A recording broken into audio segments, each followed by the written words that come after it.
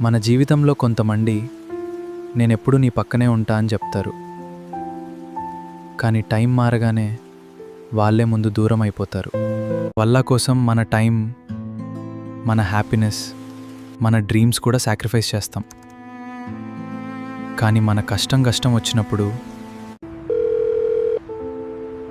ఒక్క phone lift చేయడానికి కూడా ఎవరికి టైం ఉండడు. అప్పుడే అర్థమవుతుంది మన జర్నెంట్గా ఉండేది మనమే అని. ఆ రోజు నేను ఒక డెసిషన్ తీసుకున్నా.